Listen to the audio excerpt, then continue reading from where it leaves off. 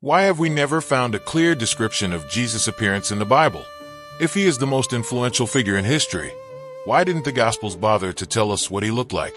Over the centuries, different cultures have painted their own versions of Christ, ranging from a fair-skinned, blue-eyed man to someone with more Semitic features. But is any of these representations close to reality? And more importantly, can archaeology and science reveal clues about his true appearance? Welcome to Living Jesus' Word, where we dive into the mysteries of the Christian faith and explore what history has to teach us about the gospel. If you are a Christian, believe in God, and want to receive more content like this, subscribe to our channel and turn on notifications. Now, let's get to the point. The truth is, Jesus' appearance has always been a topic of debate. Some ancient accounts suggest he was tall and noble, with piercing eyes and a striking presence. Others point out that his image may have been reinterpreted over the centuries to fit different cultural contexts. But what do we really know? Could an archaeological discovery help us reconstruct a more faithful portrait of Christ? Get ready, because what we are about to reveal might change your perception of this topic. Imagine being a Roman governor and witnessing, with your own eyes, a man whose presence was so unique that it defied all human logic. This man had no army, no wealth, yet he attracted crowds with nothing but his words. Who was he? None other than Jesus of Nazareth. Now, the most intriguing part is that there is a document attributed to Pontius Pilate, a letter he allegedly sent to Emperor Tiberius Caesar, where he describes Christ's miracles, trial, and even resurrection. But the most puzzling detail? Pilate also provides a rare account of Jesus' physical appearance. What can this description reveal about how he was seen in his time? The Bible tells us much about what Jesus did, but says almost nothing about his appearance. This has led to centuries of speculation and various interpretations. But could Pilate's letter hold a clue to how the Roman governor himself perceived Jesus? Or was this account altered over time to fit different narratives? Let's dive into this fascinating investigation. Have you ever wondered why the Gospels do not describe Jesus' physical traits? This silence is a mystery in itself. However, the letter attributed to Pilate describes a tall man with a noble face, reddish-brown hair, and piercing eyes. According to this account, Jesus' presence was both imposing and peaceful, inspiring both respect and admiration. But does this description align with historical reality? Or was it influenced by artistic interpretations that emerged centuries later? More importantly, how does this vision of Jesus shape the way we see him today? If you had to describe someone whose presence was so powerful that it changed lives with just a glance, how would you do it? The letter attributed to Pilate gives us a fascinating image of Jesus. He is described as a tall man with a noble presence, reddish-brown hair that was straight near the ears, but wavy as it fell to his shoulders. His skin was delicate without wrinkles, and his face had a touch of red, and his gaze, deep piercing, as if he could see beyond what ordinary eyes perceive. But does this description match reality? Or was it crafted to reinforce a specific image over the centuries? Curiously, the details about Jesus' beard also stand out.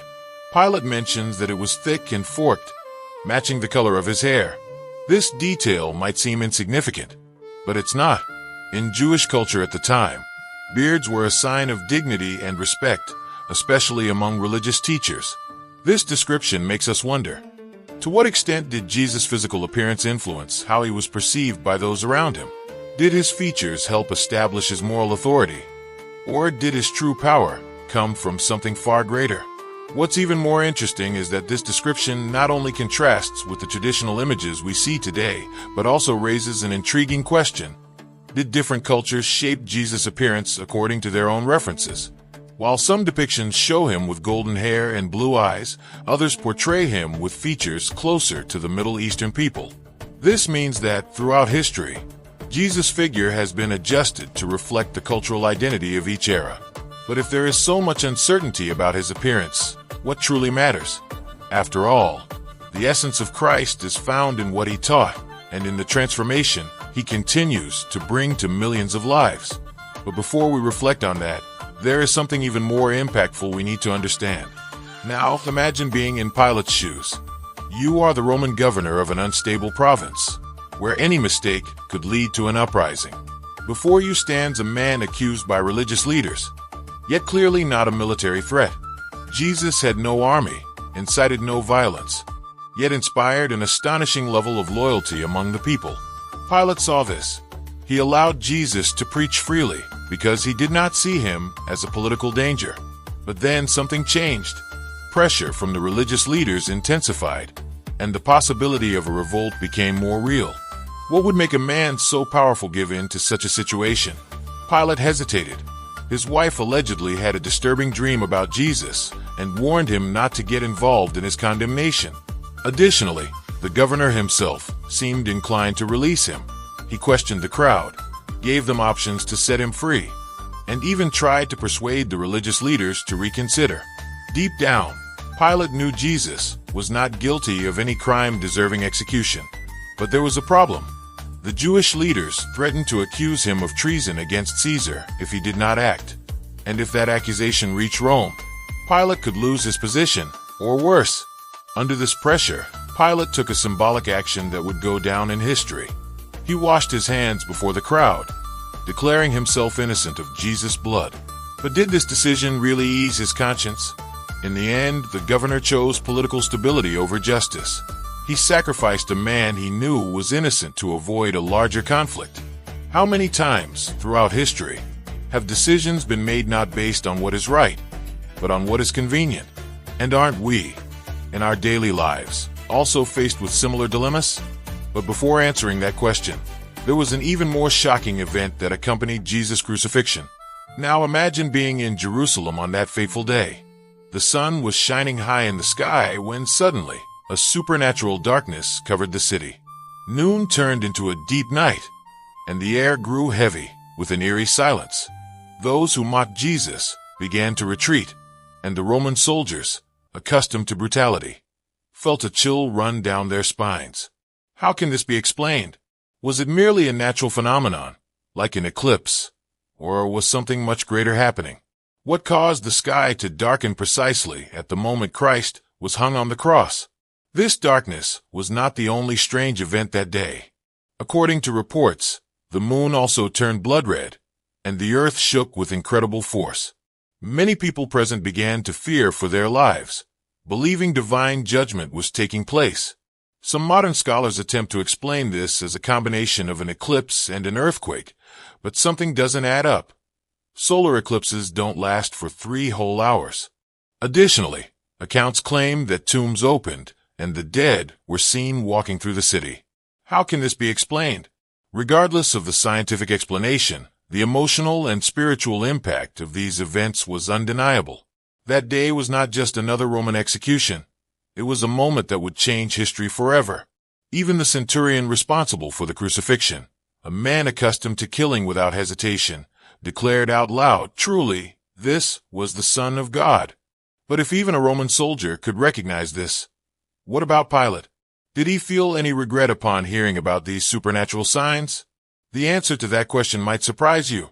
Now imagine Pilate in his quarters, far from the crowd, far from the cries that echoed from Golgotha. He washed his hands before the people. But did he manage to cleanse his conscience? Christian tradition suggests that after Jesus' death, Pilate was tormented by doubts and remorse. He was not a devout man, but he could not ignore the strange signs of that day. The darkened sky, the trembling earth, the rumors of open tombs, everything seemed to point to something far greater than a mere political trial. Did he realize too late who had stood before him? According to some historical accounts and apocryphal texts, Pilate expressed his regret in the following years. He is said to have admitted that Jesus was not just any man but someone unlike anyone he had ever encountered. His act of washing his hands may have been an attempt to free himself of guilt, but deep down, did he know the responsibility still lay on him? After all, his decision was not made for justice, but for political convenience. How many times have decisions like this shaped the course of history, with powerful men choosing stability over truth? But Pilate's fate did not end there. Some accounts suggest he fell into disgrace before the emperor and eventually committed suicide. Others say he was exiled and spent the rest of his life tormented by what he had done. What is certain is that his name became forever linked to Jesus' trial, repeated in creeds and prayers for centuries. But what if this was not the final piece of evidence about Pilate? What if an archaeological discovery confirmed his existence and his governance over Jerusalem? Because such a discovery did happen. Imagine the scene: archaeologists excavating the ruins of ancient Caesarea Maritima, unaware that they were about to uncover one of the most astonishing pieces of biblical history. Suddenly, among the ruins, a stone emerges with an inscription in Latin. Engraved on it, a name that some scholars had considered merely a shadowy figure in Christian accounts: Pontius Pilate, prefect of Judea. This discovery, known as the Pilate Stone, provided concrete evidence that he was a real governor, confirming historical accounts of his role in Jesus' crucifixion. But what does this stone reveal beyond the obvious? The stone, dated to the 1st century, was found in 1961 and refers to Pilate as prefect of Judea, a title equivalent to governor. This simple inscription eliminated doubts about his existence and his rule during Jesus' time. But there's something even more intriguing. Its discovery in Caesarea Maritima suggests that Pilate primarily governed from this coastal city, not from Jerusalem. This indicates that his presence in the Jewish capital during Passover, the time of Jesus' crucifixion, was an exceptional event, likely motivated by the need to prevent potential uprisings during the festival. But does this also mean that Pilate was already uncomfortable with his mission at that time? After all, if Pilate governed from Caesarea, why did he travel to Jerusalem exactly during the week of the crucifixion? This suggests that political tensions were already high before Jesus was arrested. Pilate knew he needed to be present to prevent Jewish unrest, reinforcing the idea that his decision to condemn Christ was based more on fear of an uprising than on any sense of justice. But what is most impressive is that this stone is one of the few archaeological pieces of evidence directly linking the biblical narrative to a real historical figure. And speaking of Rome, what was Pilate's governance like at that time? Was he a just ruler, or was his administration filled with controversies? Imagine trying to govern a city where every wrong move could spark a bloody rebellion. This was Pilate's challenge in Jerusalem. As Rome's representative, his mission was to maintain order and ensure that taxes flowed to the empire without disruption. But the city was a powder keg of tensions. The Jews did not easily accept Roman rule, and any gesture perceived as disrespecting their religious traditions could ignite widespread unrest. Pilate soon realized that governing Jerusalem was unlike running any other province of the empire. But was he a firm leader or just a politician trying to survive? Historical accounts show that Pilate had a turbulent administration. Unlike some more diplomatic leaders, he seemed inclined to solve problems with brute force. In a famous episode, he introduced Roman standards into the Holy City, an act seen as a direct offense to Jewish faith. The result? A massive protest that nearly spiraled out of control. In another case, he used money from the temple to finance an aqueduct, causing outrage among the priests. These decisions suggest that Pilate had little regard for local sensitivities, which might explain why he struggled to handle the pressure from religious leaders during Jesus' trial. But here's a curious detail. Pilate complained that he had too few troops to maintain order in Jerusalem. In his supposed letter to Tiberius, he mentioned that he had only one centurion and a handful of soldiers to suppress potential rebellions. This suggests that he felt vulnerable and pressured to make decisions that would prevent larger conflicts. Did this lack of military support influence his decision to condemn Jesus? Did he fear that any sign of weakness would be exploited by Rome's opponents? But the most intriguing part is that, despite all these challenges, Pilate still took the time to describe Jesus' appearance, a detail that would become one of history's greatest debates. Now, think about this. What would Jesus of Nazareth have looked like to those who saw him in his time? The letter attributed to Pilate provides a detailed physical description of Christ, mentioning his golden or reddish-brown hair and piercing eyes. But here's the problem. There are different versions of this account, and they do not all agree. Some describe Jesus with golden hair, while others mention darker tones. This might seem like a small detail, but it raises a fascinating question. Were these descriptions altered over time to fit different cultural and theological representations? The truth is that the Bible does not describe Jesus' physical appearance. This has allowed different cultures to depict him in various ways. In Byzantine art, he appears with long, slender features, In European Renaissance paintings, he has fair skin and blonde hair, and in Middle Eastern churches, he is portrayed with more Semitic traits. The description attributed to Pilate may have been influenced by later attempts to create an iconic image of Christ.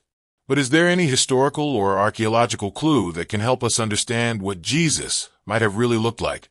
Some scientific discoveries suggest that Jesus would have had a physical appearance closer to first-century Jews, darker skin, dark hair, and an average height. But the most important question is not whether he had golden or brown hair, but why this description has become such a debated issue. What matters more, his appearance or his message? Perhaps this controversy reveals more about our need to project an image of Jesus rather than about his actual identity. But before we reach that conclusion, there is something even more revealing in Pilate's letter. His final thoughts on Jesus and the impact he left on the world. Now imagine Pilate, already removed from his position as governor of Judea, recalling the events of that fateful day. He was a practical man, accustomed to making strategic decisions. But could he ever forget the figure of Jesus? According to some traditions, Pilate wrote about Christ's wisdom, acknowledging that he had never encountered anyone like him. Unlike kings and leaders who used power and violence, Jesus spoke with authority through the sheer impact of his words. What must have gone through Pilate's mind when he realized that he had condemned a man whose influence would only grow over time? The letter attributed to him suggests that even after the crucifixion, Pilate could not simply move on. The weight of that decision stayed with him, and the account describes his admiration for Jesus' character. He did not see him as a criminal or a political agitator, but rather as a man who spoke of a kingdom beyond this world. And here's an interesting detail. A Roman governor recognizing the greatness of someone who, in human terms, had no power at all. How many leaders throughout history have tried to destroy Christianity, only to see it grow even stronger? In the end, Pilate went down in history as the man who handed Jesus over to be crucified. But his apparent admiration for him makes us think. How many people have recognized who Jesus is, but still lack the courage to follow him?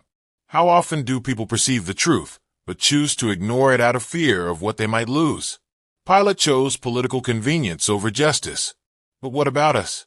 Are we truly willing to acknowledge the truth of Christ, no matter the cost? Because, in the end, that is the question that defines everything. Now that you know the various perspectives on Jesus' appearance and how history has shaped this vision over time, ask yourself, does it really matter? What is more important, knowing what he looked like physically or understanding the impact of his words and teachings?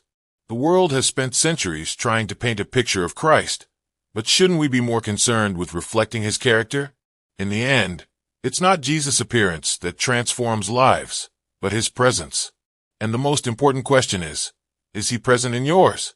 What if, instead of debating the color of Jesus' eyes or hair, we started asking how we can live more like him?